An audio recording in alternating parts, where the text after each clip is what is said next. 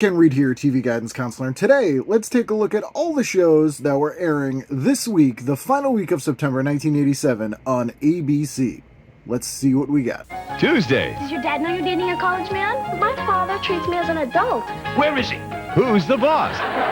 Then, Jason, if I hear one more rejection today, I'm gonna scream. Mom, you don't need a job to feel good. I mean, I've never had a job and I feel great. Growing Pains. Tuesday. All right, Tuesday, Growing Pains, and Who's the Boss. This would move to Wednesday the next season. This is my favorite era of Growing Pains, Season 2, Season 3. It is perfect before everybody who I enjoyed left behind the scenes and went to work on Just the 10 of Us, which is an excellent show. Also, obviously, huge crush on Alyssa Milano. Oh, Alyssa Milano.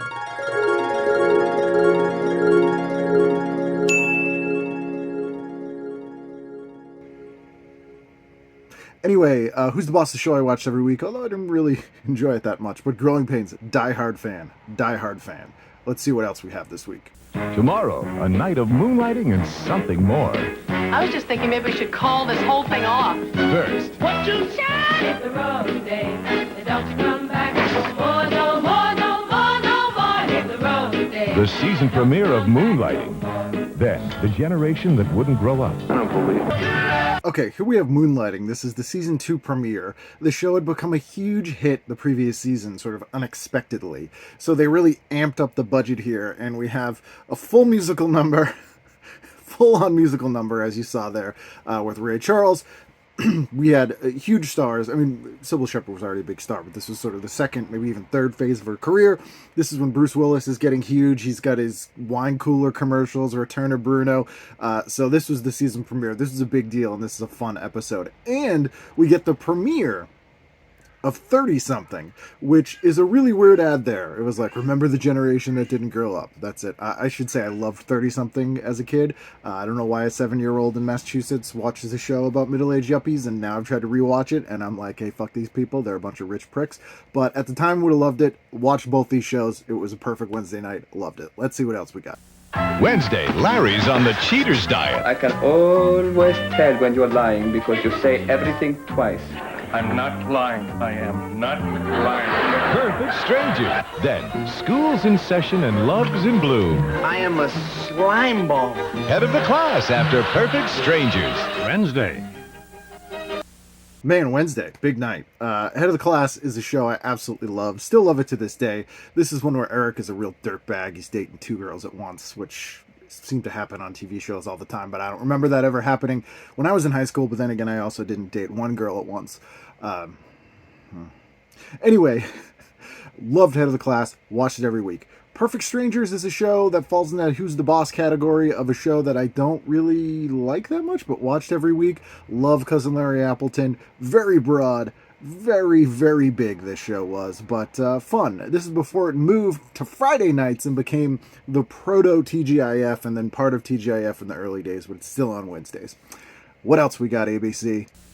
Wednesday, John Ritter and Dabney Coleman, back-to-back in the most provocative hour on TV. First, Bijou is a she. he's a cop with a difference. I'll be damned, he's a girl. I hope you're a little bit more observant when you're out on a date. John Ritter is Hooperman. Then, Call him like I see him. if he can't find a scandal, he'll start one.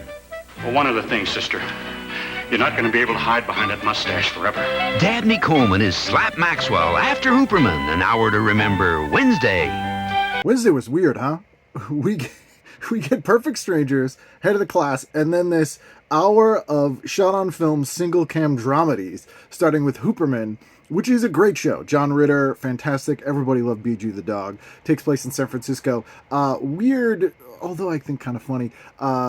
Bit of a transphobic joke there. And then the second one is Slap Maxwell, which is a short-lived Dabney Coleman show where Dabney Coleman's being as Dabney Coleman as Dabney Coleman can be, where he's a reporter named Slap Maxwell, which, incidentally, if you ever see me have a pseudonym, like if I'm checking into a hotel and I don't want to get annoyed, I'll be under the name Slap Maxwell. And then another sort of transphobic joke there, so that was in the air at the time. But few people played an asshole as well as Dabney Coleman. So what a weird 2 hours. Doesn't quite mesh, but again, 2 hours of shows that I 100% watched and would have enjoyed. Let's see what else we got going on, ABC. Hit me. The Terror continues. This is Washington, boy. Dynasty, Wednesday. I've never seen Dynasty. I kind of know what it's about, but that was to the point. That was ABC being like, people know. They're going to watch it. Terror continues. That's all we need to know. And it looks terrifying. I would not have watched that then, but I'm a little intrigued. So, all right, ABC. Fix what you've done. Let's do this. Sunday, it's a dynamite night with Dolly and special guests Whoopi, Bert, and Alabama. This is for you. And this one's for me. You think I look Hollywood enough? Say hello, Dolly. Sunday. All right, this is amazing. Dolly Parton had a short-lived variety show. It was kind of the last variety show on network television, in my opinion. I loved it. Loved it. It was just a weird hour-long mishmash of pure, unfiltered Dolly. We get Whoopi Goldberg here. We get Burt Reynolds here. We get horny Dolly here. The Boston Globe hated this show. It was on Sunday nights in a 2-hour block with Spencer for Hire, which is a very weird pairing, but it's like a pairing that's tailor-made for Ken Reid, and especially baby Ken Reid's. Dolly, fantastic. Sunday night, I am there. What else you got, ABC? You'll see the most outrageous stunts, but there's always a happy ending on Truth or Consequences. Tomorrow at 7:30 on Channel 7. A former neo-Nazi nailed to the cross. Next, Donahue. What did I just see? All right, let's start at the beginning there. Truth or Consequences. Now, this wasn't a national ad. This is from a San Francisco station. This is syndicated. I don't remember Truth or Consequences. It looks like Adult Double Dare. Adult Double Dare that probably resulted in the death of at least 10 to 20 people, I'm guessing. But, you know, I'd watch that. Looks kind of fun. I don't mind seeing that. But then Donahue. People forget about Donahue. This was a Daily Show. They had callers. A neo-Nazi. Okay, that was fairly common. Geraldo did that. But who gets nailed to the cross, I legitimately don't know if he's being metaphorical or literal. Like, is this about a neo-Nazi who's physically, crucified? If anyone knows, let me know. I'm a little confused, but ABC, I'm in for the week, so let's keep going. One man unwilling to forgive. You break the law, it'll come running back to me. The other unable to forget. I swore an oath to my country, not to what was going on over there. Charlton Heston, Peter Strauss, Proud Men, Thursday. Nope. Next. Remarrying your ex tomorrow on the Oprah Winfrey Show. All right, Oprah. You know, that's better than nailing a neo-Nazi to the cross. Is remarrying your ex really enough for... I mean, they had to do this show 5 days a week. Anyway, that is the final week in September 1987, what we would have watched on ABC. A little bit of insight there. Hope you enjoyed that. If you'd like to see more of these kinds of videos where I go through a network's week of promos, let me know. I also have a Patreon, patreon.com/TV Guidance Counselor. It would be a huge help if you went and joined there. Larry would love it. And I'll see you next time.